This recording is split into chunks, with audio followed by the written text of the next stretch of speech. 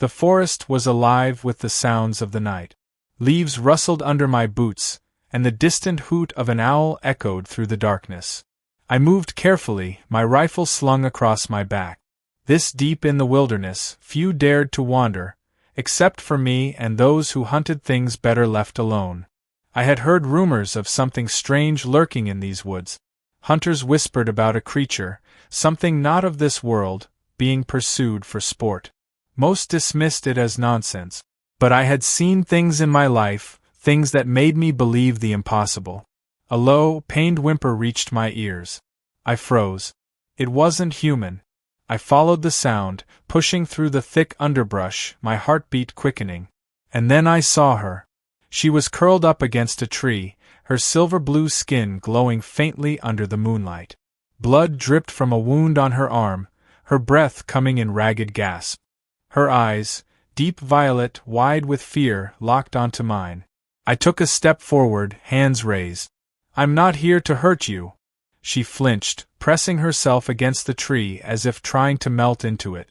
Her body trembled, and I noticed the crude metal collar around her neck, wires embedded into her skin. Someone had captured her. Someone was hunting her. A gunshot rang out. Bark exploded from the tree beside me. I dropped to the ground, rolling behind a log. Another shot whizzed past. The hunter was near. I glanced at her. She was too weak to run. I had two choices: leave her and save myself, or fight for her. The choice was easy. Drawing my pistol, I fired toward the trees. A grunt of pain followed, then the sound of retreating footsteps. I didn't wait to see if they'd return. I turned to her. "We need to go. Can you walk?" She hesitated, then nodded weakly. I slipped an arm around her waist, helping her to her feet.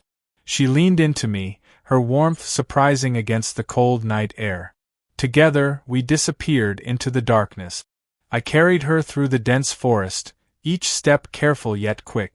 Her body was warm against mine, though I could feel her weakness. She was hurt, exhausted, and still trembling from fear. The glow of her silver-blue skin dimmed, and I knew she wouldn't last much longer without help. "Just a little further," I murmured. She didn't reply, only leaned against me more. Her breaths were shallow, uneven. I tightened my grip, ignoring the burning in my legs. The cabin wasn't far now. By the time I reached the clearing, she was barely conscious. I kicked open the door and carried her inside, placing her gently on the couch.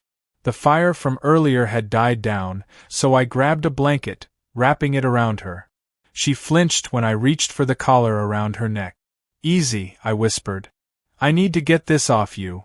Her violet eyes met mine, filled with uncertainty. Then, slowly, she nodded. The metal device was locked tight, wires pulsing faintly as if it were still active. It was some kind of restraint, a shackle meant to control her. My gut twisted at the thought. Who would do this to her? "I need tools," I said. "Stay here." She watched me as I moved, eyes following my every motion. I grabbed my toolkit, setting to work carefully. As I loosened the collar, her breathing grew uneven. Her voice was hoarse, weak, but I heard it. "You're safe," I said. "I won't let them take you." The lock clicked open. The collar fell to the floor with a metallic clang. Instantly, her body tensed, then relaxed as if some invisible weight had lifted. She let out a shaky breath, her skin glowing a little brighter. "Thank you," she whispered. Her voice was soft, melodic, filled with emotions I couldn't yet understand. I met her gaze. "Can you tell me your name?" She hesitated, as if searching for the right words. Then, "Vyra." "Vyra," I repeated, liking the way it felt on my tongue. "I'm Dane." A small, tired smile touched her lips. Then, before I could say anything else, her body gave in to exhaustion. She slumped forward, and I caught her just in time. Carefully, I lifted her again, carrying her to the bed. I tucked the blanket around her, watching as her breathing steadied. I didn't know who she was, or where she had come from. But one thing was clear: someone had been hunting her, and they weren't going to stop. As I sat beside her, watching the fire flicker in the dimly lit cabin, I made a silent vow. No one was going to hurt her again. Vira slept for hours, her breathing slow and steady. I sat nearby, watching over her, listening for any sounds outside. The hunters could still be out there. If they had tracked her this far, they wouldn't give up easily. She stirred, a soft sigh escaping her lips. Her glowing skin had regained some of its luster, but she was still weak. When her violet eyes fluttered open, they met mine, filled with something softer than fear. "You stayed," she murmured. I nodded. "Told you I wouldn't let them take you." Her gaze dropped to her hands, fingers tracing faint scars along her wrists. "They took me from my ship. I was alone. They wanted to sell me." Her voice was tight, heavy with memories. I clenched my fist. I'd heard rumors of black market groups dealing in exotic creatures, but this was worse than I imagined. "Not anymore," I said firmly. "You're free now." Vira looked up, something unspoken passing between us. A fragile moment, delicate yet strong. I got up, heading to the kitchen. "You must be starving. Can you eat human food?" She hesitated, then nodded slowly. "Some. Not all." I put together something simple: bread, fruit, a little stew from last night. When I placed it in front of her, she looked at it curiously before picking up a slice of apple. She took a small bite, then another. Her expression softened. "Sweet." I chuckled. "Yeah. You like it?"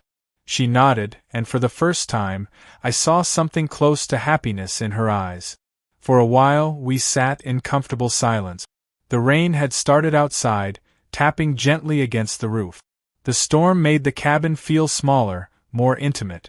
When she finished eating, she met my gaze again. "Why did you help me?" I exhaled, leaning back in my chair. "Because it was the right thing to do." She tilted her head slightly, studying me as if trying to understand something deeper. Then, to my surprise, she reached out, her fingers grazing the back of my hand. A soft warmth spread from her touch, something unfamiliar yet not unwelcome. "Dane," she said, voice barely above a whisper. "I feel safe with you." The way she said it, the way her glowing eyes searched mine, sent a strange, unfamiliar heat through my chest. I swallowed, suddenly hyper-aware of how close we were. "You are safe," I assured her. A small, hesitant smile touched her lips.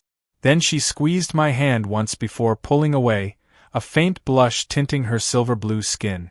As the fire crackled beside us and the storm raged outside, something shifted between us. An unspoken connection, fragile yet undeniable.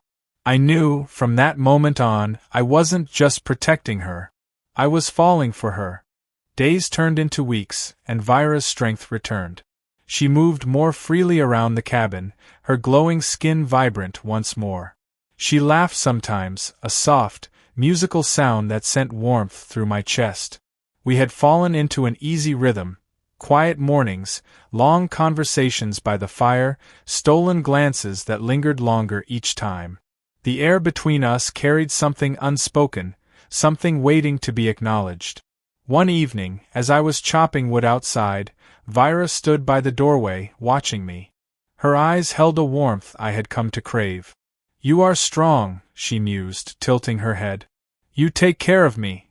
I wiped the sweat from my forehead. "Someone has to." She stepped closer, her bare feet silent on the wooden porch. "I want to stay with you, Dane." The words sent a pulse of heat through me. I turned to face her fully. "You don't have to say that out of gratitude." Her glowing fingers touched my chest, right above my heart. "It's not gratitude. It's something more." I swallowed hard. "Vira." She leaned in, her breath warm against my skin. When her lips met mine, the world around us faded. Her kiss was hesitant yet deep, filled with emotions neither of us had dared to speak aloud. I pulled her closer, feeling the rapid beat of her heart against mine. That night we didn't need words. The fire burned low, the rain whispered against the roof, and in each other's arms, we found something neither of us had expected: belonging. Months passed, and peace became our new reality. No hunters came, no danger loomed over us. We built a life together, one of quiet joy and tender moments. Then one evening, as we sat by the fire, Vira took my hand, placing it gently over her stomach. A soft glow pulsed beneath my palm. I froze, staring at her. "Vira?" She smiled, her violet eyes filled with something deep and endless. "Our child," she whispered. The air in my lungs vanished. A mix of shock, awe, and something overwhelmingly powerful surged through me. A child. Our child. I pulled her close, pressing my forehead to hers. "I'll protect both of you. Always." Tears shimmered in her eyes, but her smile never wavered. "I know." Outside, the stars shone brightly, witnessing the impossible. A child of two worlds growing within her. A future neither of us had ever imagined, yet now it was ours. And nothing would take it from us,